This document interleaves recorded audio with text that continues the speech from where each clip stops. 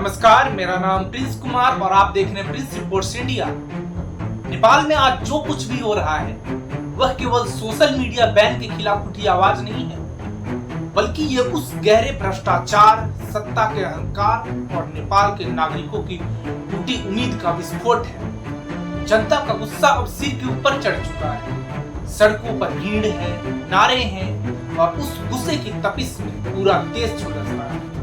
जो हाल कुछ दिन पहले श्रीलंका और बांग्लादेश में देखने को मिला था और वही असली तस्वीर नेपाल में भी उभरती नजर आ रही है। आर्थिक संकट, राजनीतिक अस्थिरता और नेताओं की हठ धर्मिता ने जनता को सड़कों पर उतरने पर मजबूर कर दिया। ऐसा लग रहा है कि मानो नेपाल भी अब उसी रास्ते पर बढ़ रहा है जहां जनता का सब्र जवाब देता है और व्यवस्था की जड़ें हिल जाती है। नेपाल की जनता ने सरकार को उखाड़ फेंका, यहाँ तक कि संसद को आग के हवाले कर दिया। वित्त मंत्री तक को जनता का गुस्से का सामना उसी तरह करना पड़ा मानो एक जेब कतरे को रंगे हाथ पकड़ लिया गया हो और भीड़ उसे सबक सिखा रही। तो सवाल साफ है, जो देश का पैसा लूटे, जनता की उम्मीदों को रौंदे, वो अगर चोर नहीं है तो आखिर है क्या? जनता के इस भीषण गुस्से के आगे आखिरकार सरकार को घुटने टेकने पड़े। जिस सोशल मीडिया बैन ने इस आग को हवा दी थी उसे वापस लेना पड़ा। लेकिन सवाल ये है कि क्या सिर्फ सोशल मीडिया खोल देने से लोगों का गुस्सा शांत हो जाएगा? नेपाल की जनता साफ संदेश दे चुकी है, अब उनकी आवाज़ें को दबाना आसान नहीं है। ये आंदोलन सिर्फ इंटरनेट बहाल करने के लिए नहीं था, बल्कि सत्ता की तानाशाही और नेताओं के भ्रष्टाचार और जनता की उम्मीदों की लगातार हो रही हत्या के खिलाफ था। और यही वजह है कि सड़कों पर जनता का जो ज्वालामुखी फूटा है उसने पूरी सत्ता व्यवस्था को हिला कर रख दिया। सरकार के क्रूर चेहरे की गवाही इस बात से मिलती है कि सिर्फ आंदोलन करने की हिम्मत दिखाने पर 19 मासूमों की जान ले ली और सैकड़े लोग घायल हो गए। सोचिए कि जनता अपने हक की लड़ाई लड़ रही थी, लोकतंत्र में अपनी आवाज बुलंद कर रही थी और जवाब में मिली गोलियां, लाठियां और मौत।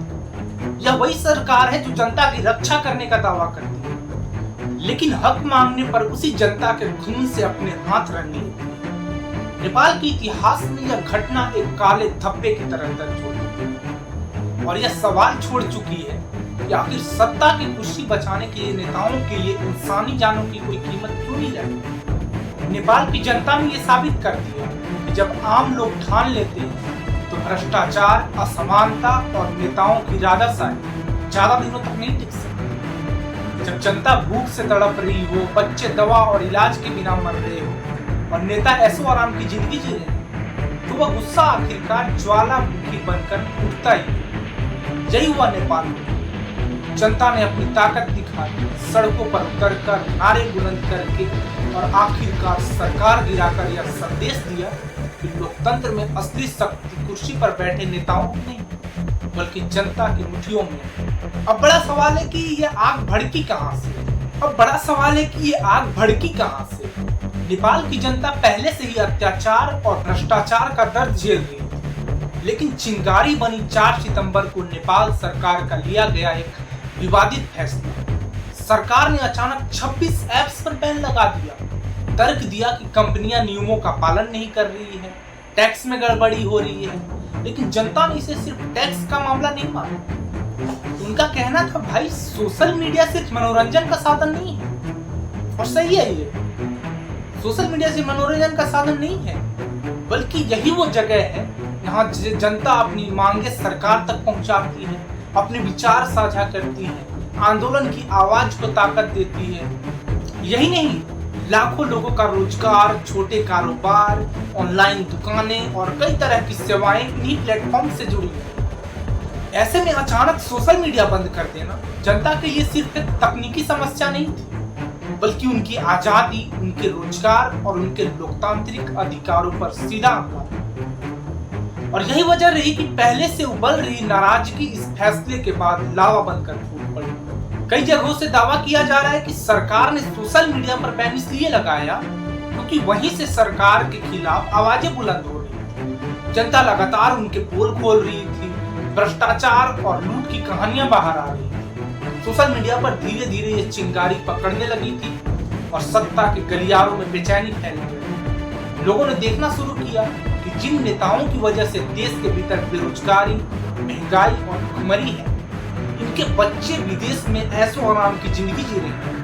कोई विदेश में महंगे कॉलेज में पढ़ रहा है तो कोई आलीशान जीवन बिता रहा है। और दूसरी तरफ नेपाल का आम नागरिक रोजगार की तलाश में दर दर भटक रहा है, भूख से लड़ रहा है और अपने को इलाज के अभाव में खो रहा है।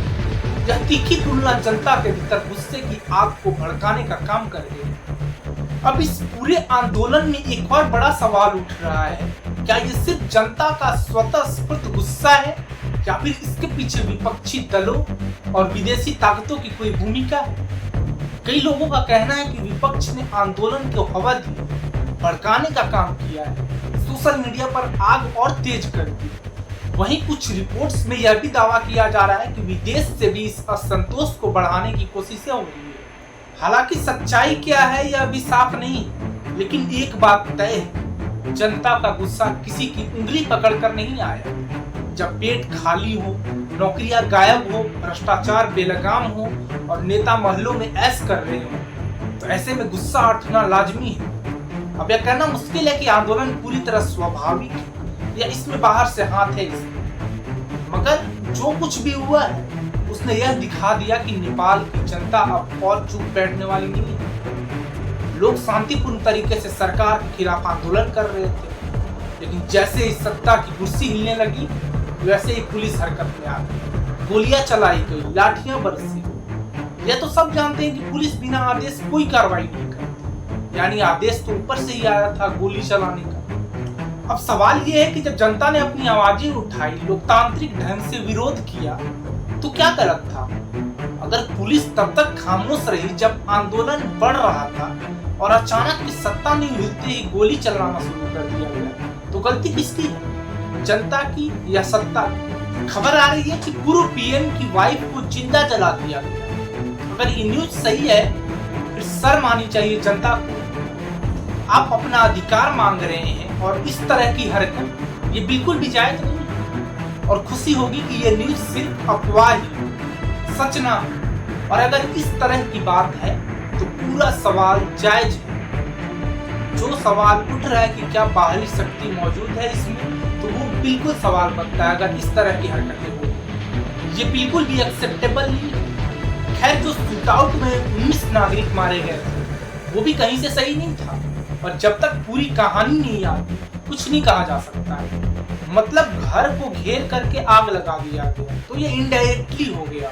हॉस्पिटल पहुंचने और इलाज होने के बावजूद उनकी मौत हो चुकी थी। लोकतंत्र में हर आंदोलन कानूनी दायरे में रहना चाहिए। जनता का भी ये फर्ज है कि अपनी लड़ाई को शांतिपूर्ण बनाए रखे। लेकिन यह कहना कि जनता गलत थी जबकि हक मांगना उनका अधिकार है, ये बिल्कुल न्याय संगत नहीं होगा। यहाँ दोष देना आसान है, लेकिन असलियत ये है कि जनता ने जो किया वह अपने हक के लिए।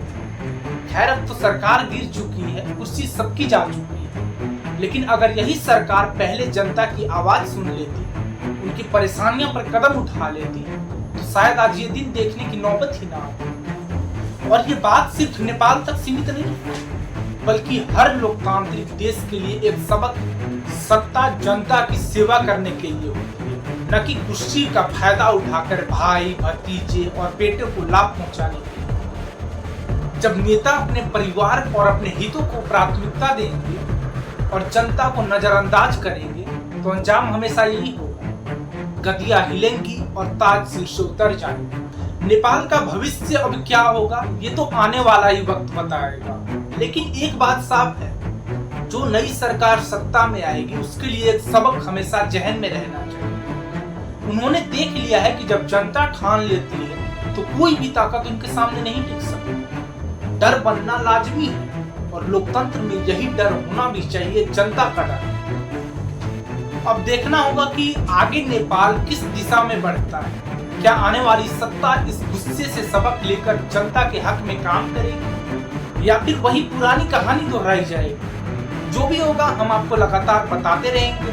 नेपाल में जो कुछ हुआ उसने साफ कर दिया कि लोकतंत्र की सबसे बड़ी ताकत जनता ही है। सत्ता चाहे कितनी भी मजबूत क्यों ना, जब जनता ठान लेती है तो कोई सरकार नहीं टिक पाती। नेपाल का भविष्य कैसा होगा ये आने वाला समय बताएगा, लेकिन नेताओं के लिए एक सबक जरूर है। अब इस पूरे घटनाक्रम पर आपका क्या कहना है? क्या नेपाल की यह कहानी बाकी देशों के लिए भी चेतावनी है? अपनी राय हमें कमेंट में जरूर बताइए। अगर वीडियो पसंद आया तो लाइक कीजिए, शेयर कीजिए, ताकि ये सच्चाई ज्यादा से ज्यादा लोगों तक पहुंचे। और देश दुनिया से जुड़ी ऐसी अहम खबर पाने के लिए हमारे चैनल को सब्सक्राइब करना ना भूलें। धन्यवाद।